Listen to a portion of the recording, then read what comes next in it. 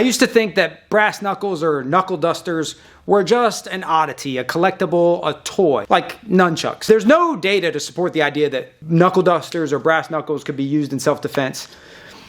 But I have been to the future.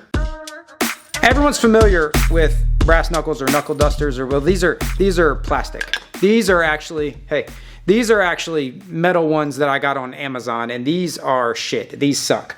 But these are made by No Metal Knucks. They're the sponsor of this video. We're going to talk about how to use brass knuckles. I'm just going to keep calling them brass knuckles, even though they're made of plastic.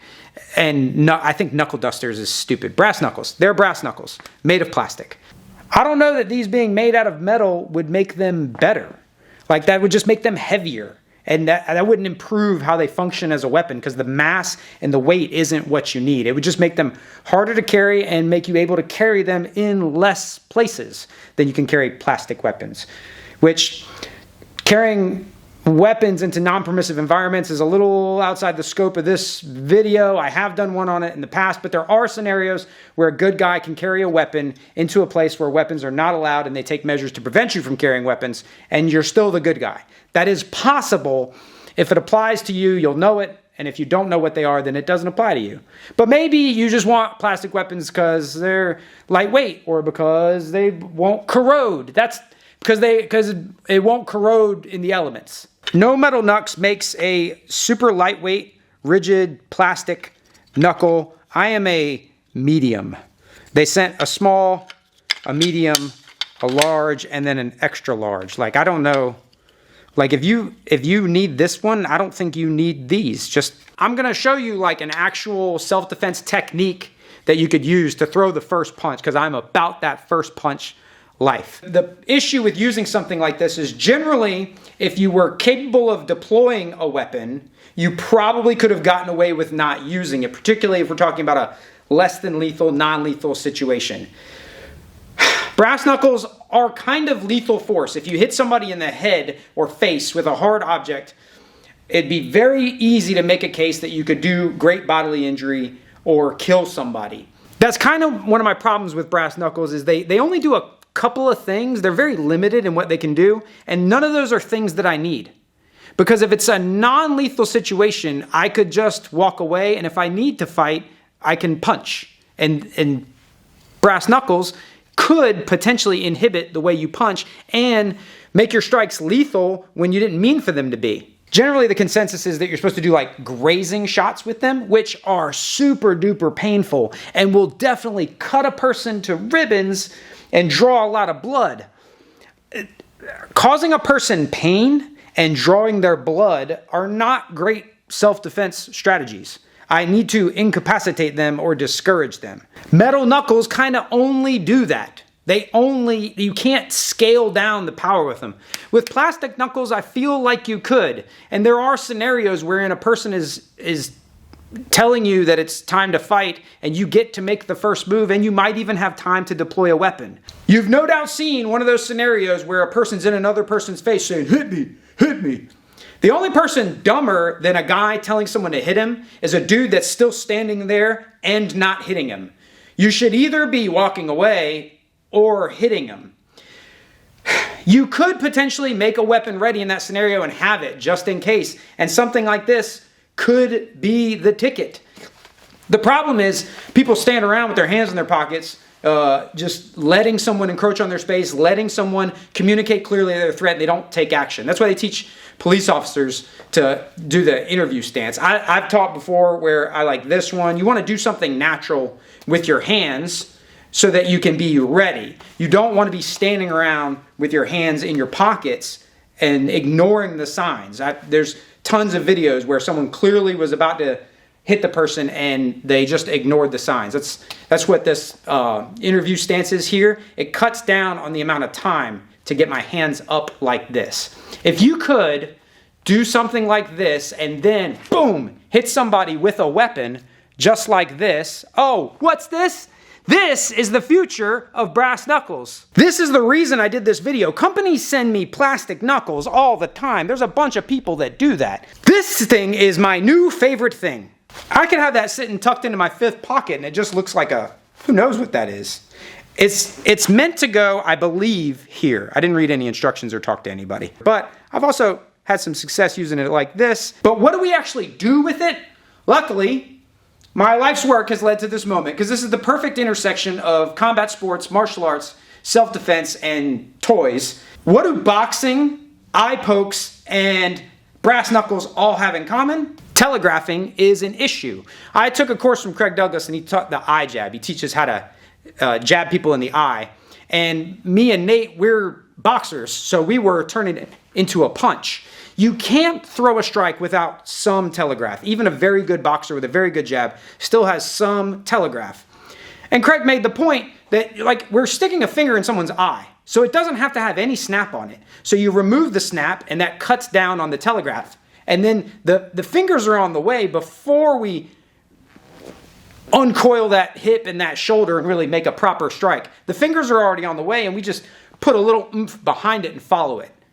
That's how you can use this. The strike, anyway, is just send it. It doesn't have to be a proper punch. It doesn't have to be a good punch. You're sending a hard, sharp object towards someone's face, and then we're going to follow up with the old 1-2 with a little footwork. Maybe we find ourselves in like a strong arm robbery sort of situation where a person's actually robbing us and not letting us leave, but maybe they don't have a weapon trained on us just yet, so we decide we're going to make our move. And since we're being robbed, using force to defend yourself would definitely be legally justified, morally correct, tactically prudent. It depends on the situation, but we might even be getting up to where like lethal force would be justified depending on what he's done or what he's threatened to do or what we reasonably believe he's capable of doing.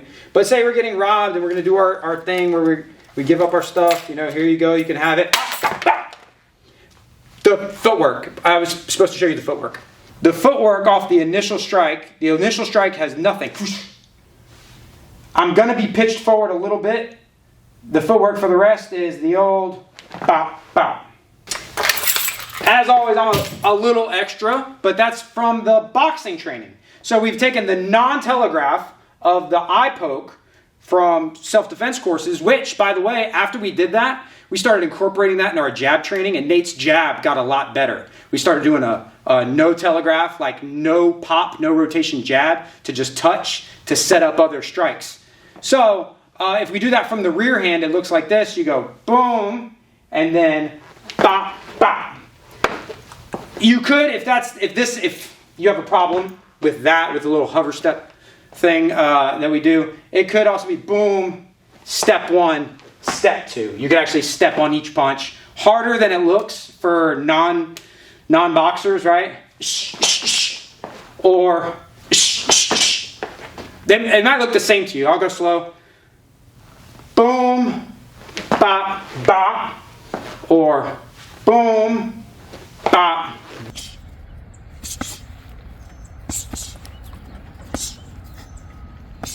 With this handle, because it's so ergonomic, I can hit a lot harder. There's still a little bit of force that goes in the hand, but not near as much as in traditional knuckle dusters.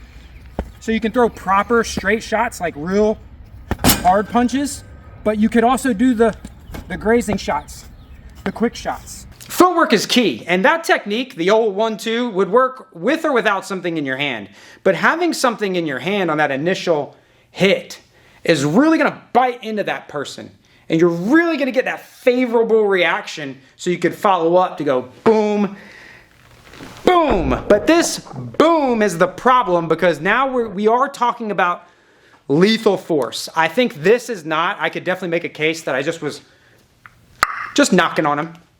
I would feel confident arguing that if I just did this, if I just touched him with it, I was just like, get back. But if you really crank that thing, like really commit and send a proper punch, dude, I think these could kill somebody. I think if you're sending a full power punch with any kind of knuckles on, that's hard, even if it's plastic. I do think that we are in lethal force territory. And I feel like this isn't terribly underpowered. Obviously, in lethal force, a gun would probably be the best thing to defend yourself with. I was a little concerned with accuracy, being that we got like a smaller striking surface. If I'm hitting something hard, I was curious what that would be like. So I've been messing with this. This is a rolling pin from Sensei Seth's kitchen self-defense video. And I feel like, yikes, I feel like it's pretty accurate. I feel like Even, especially from like down here, I was a little worried. Like, I think from here, I should be able to hit that thing every time. But I was a little worried. But it's extremely intuitive. You just have to get your hand to the target. And I've been doing this a lot, and I've never missed. As far as like left hand or right hand, jab straight. Yeah, this is my secret layer. Maybe you've never seen this before. With the strike that we've been working on, which is a non-telegraphed straight, and then bop, bop. You can practice that even in this if you just don't land the other strikes. That's the thing people don't do in their bag work. They don't practice their combos that have different ranges or different purposes. They don't miss intentionally. But if we go boom, bop, bop, that's how we can practice landing that good finishing shot without having to worry about, like something like this, a person is not gonna go flying that much. I mean, maybe if I hit him, but if you hit him, they wouldn't do that. Oh, Jesus Christ.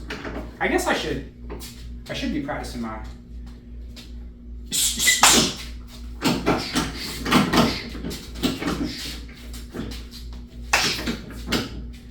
As far as rear hand or lead hand, I punch pretty accurately and well with either hand, especially because we're throwing these like not full power shots. The issue is why I feel like for this one, it's going in this hand all the time. I do flashlight or knife in this hand a lot. I can hit with this hand and I can hit with this hand, but I just can't hold and hit like this. It just feels super duper wrong.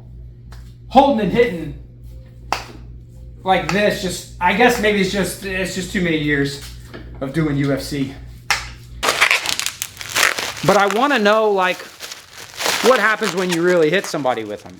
And despite what all the YouTube commenters say, there's not a lot of data. But in addition to hard to hurt being the perfect intersection of combat sport, martial arts, and self-defense, we have ways of collecting data.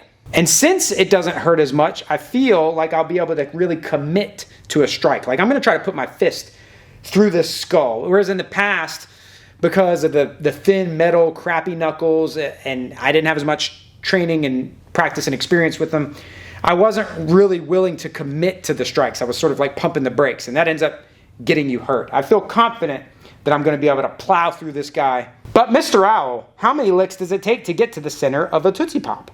Let's find out. I kind of think it'll be a 3. I'll probably cut my hand on the inside of the skull. But the knuckles, I won't get hurt because of the knuckles. How many shots, Maddox, do you think it'll take for me to crack this thing? I got 4. 4? 4. 4 shots. I think it's gonna crack on the first shot, bust up on the second shot. I'm gonna bury my fist on the third shot. I feel pretty good.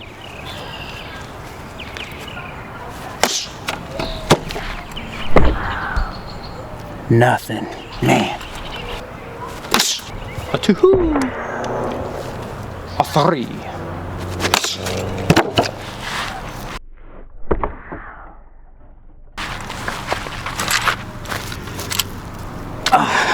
Well, that's unsatisfying. I think it's more a failure of the fact that they don't really. It's not a huge market for a proper stand to support this thing. But if you're thinking, okay, maybe this isn't lethal force, pump your brakes. You're using an impact weapon on somebody's skull. An argument could be made that it's lethal force. I think just for my own edification, I feel confident that it could use this in a non-lethal way. And I'm just concentrating the force, and I might get those psychological stoppages or the deterrent. Because I gave it 3 pretty strong strikes, and it... Wait a minute. You got your knife on you? Yep. Look here.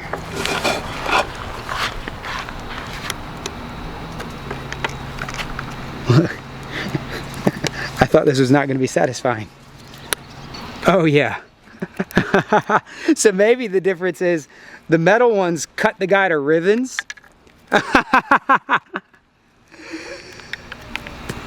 Yeah, he's busted up.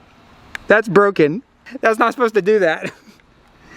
But, so, it did that, which is cool. But I want to get in here. Do you think I can get in here with these? Okay, so I know I can crack a guy's jaw with it. I know I can crack a human being's jaw with it. But can you get into the skull with it? I don't know that you would ever need to.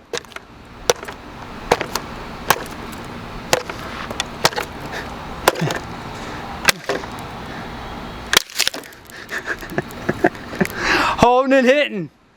Old school.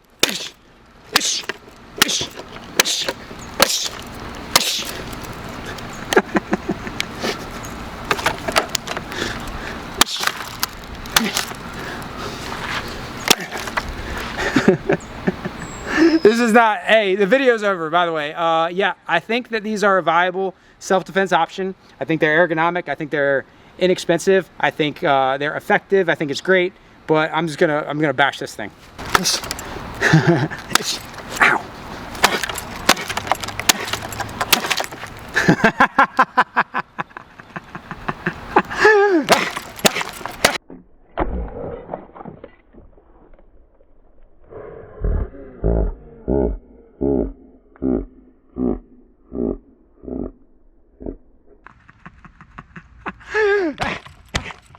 Grab me a regular knuckle.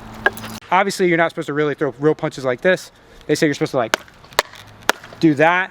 I think you can use it more like almost like a zero range, like a zero blade knife. But this right here,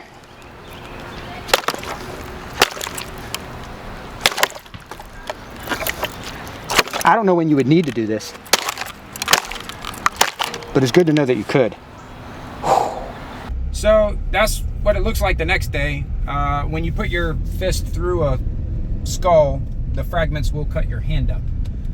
The knuck protected me. It helped punch through there. I don't think this is a thing you'll have to worry about. In fact, my hand hurts everywhere except right where the knuckle was. It's all slippery. Huh? Neighbors, bro. Yeah, I don't worry about them neighbors. What are they gonna do? No, they don't think we. Well, they already think we will. It don't matter. But like, they're not gonna do anything. Son, let me tell you, the upside of people thinking that you're a psycho, they don't mess with you.